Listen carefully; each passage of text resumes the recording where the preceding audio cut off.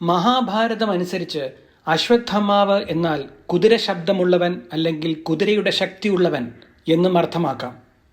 ഒരുപക്ഷെ എല്ലാ ചിരഞ്ജീവികളിലും ഏറ്റവും വേറിട്ടതും മഹാഭാരതത്തിലെ ഏറ്റവും ശക്തനായ ഒരു പോരാളിയുമായിരുന്നു ദ്രൗണി എന്നറിയപ്പെടുന്ന അശ്വത്ഥമാവ്.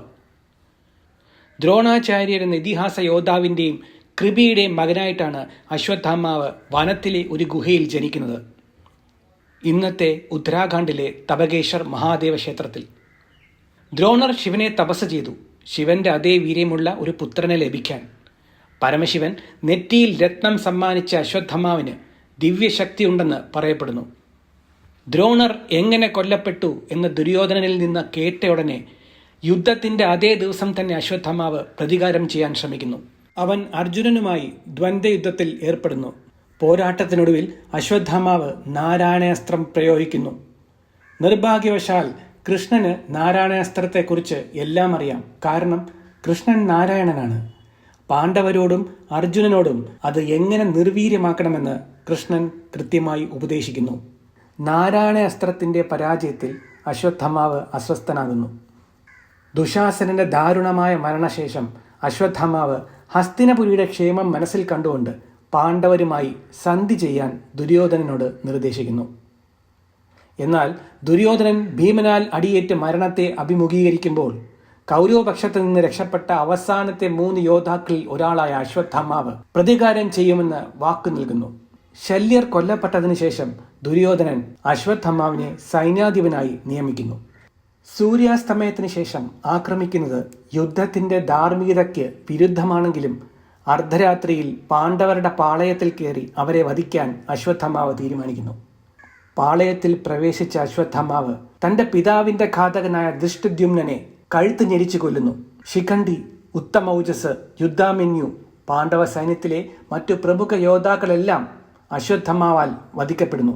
അശ്വത്ഥമാവിന്റെ ക്രോധത്തിൽ നിന്ന് രക്ഷപ്പെടാൻ ശ്രമിക്കുന്നവരെ പാളയത്തിന്റെ പ്രവേശന കവാടത്തിൽ വെച്ച് കൃപരും കൃതവർമ്മനും വെട്ടിവീഴ്ത്തുന്നു.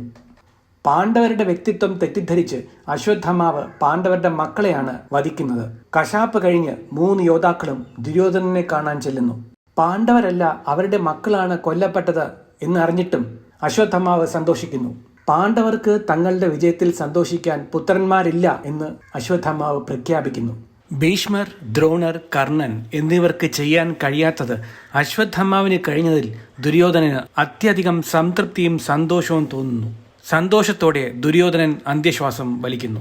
മടങ്ങിയെത്തിയ പാണ്ഡവർ എന്താണ് സംഭവിച്ചത് എന്ന് കാണുകയും സംഭവത്തിൽ രോഷാകുലരാവുകയും അശ്വത്ഥമാവിനെ കൊല്ലാൻ പിന്തുടരുകയും ചെയ്യുന്നു. അശ്വത്ഥമാവ് പാണ്ഡവരെ കൊല്ലാനുള്ള ശപഥം നിറവേറ്റുന്നതിനായി ഒരു ചെറിയ പുൽത്തകിടിയിൽ നിന്ന് അവർക്കെതിരെ ബ്രഹ്മാസ്ത്രം പ്രയോഗിക്കുന്നു. സ്വയം പ്രതിരോധിക്കാൻ അശ്വത്ഥമാവിനെതിരെ ബ്രഹ്മാസ്ത്രം തന്നെ പ്രയോഗിക്കാൻ കൃഷ്ണൻ ഉപദേശിക്കുന്നു. വ്യാസൻ ഇടപെട്ട് വിനാശകരമായ ആയുധങ്ങൾ പരസ്പരം ഏറ്റുമുട്ടുന്നത് തടയുന്നു. അർജുനനോടും അശ്വത്ഥമാവിനോടും ആയുധം തിരിച്ചെടുക്കാൻ ആവശ്യപ്പെടുന്നു. അർജുനൻ അത് തിരിച്ചെടുക്കാൻ എങ്ങനെ എന്നറിയാത്ത അശ്വത്ഥമാവ് പാണ്ഡവരുടെ വംശാവലി അവസാനിപ്പിക്കാനുള്ള ശ്രമത്തിൽ ഗർഭിണിയായ ഉത്തരയുടെ ഗർഭപാത്രത്തിലേക്ക് ബ്രഹ്മാസ്ത്രം തിരിച്ചുവിടുന്നു. കൃഷ്ണൻ ഉത്തരയുടെ ഗർഭാസ്ഥ ശിശുവിനെ ബ്രഹ്മാസ്ത്രത്തിന്റെ ഫലങ്ങളിൽ നിന്നും രക്ഷിക്കുന്നു. തുടർന്ന് അശ്വത്ഥമാവ് കീഴടങ്ങുന്നു. അശ്വത്ഥമാവിന്റെ നെറ്റിൽ നിന്നും രത്നക്കല്ല് ഊരിത്തരാൻ കൃഷ്ണൻ ആവശ്യപ്പെടുന്നു. ഈ ക്രൂരകൃത്യത്തിൽ കുപിതനായ കൃഷ്ണൻ അശ്വത്ഥമാവിനെ ശപിക്കുന്നു.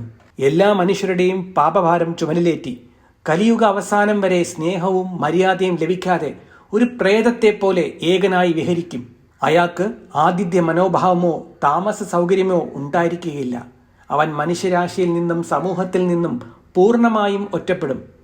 ഒരിക്കലും ഉണങ്ങാത്ത വ്രണങ്ങളാൽ ഉണ്ടാക്കുന്ന ഭേദമാക്കാനാവാത്ത രോഗങ്ങളും അവന്റെ ശരീരം കഷ്ടപ്പെടും. അങ്ങനെ അശ്വത്ഥമാവ് ഈ കലിയുഗത്തിന്റെ അവസാനം വരെ ദുരിതവും വേദനയും നിറഞ്ഞ ജീവിതം നയിക്കാൻ വിധിക്കപ്പെട്ടിരിക്കുന്നു. തിരുവനന്തപുരത്ത് പ്രസിദ്ധമായ അനന്തപത്മനാഭ സ്വാമി ക്ഷേത്രത്തിൽ അശ്വത്ഥമാവിനായി ഒരു ശ്രീകോവിലുണ്ട്.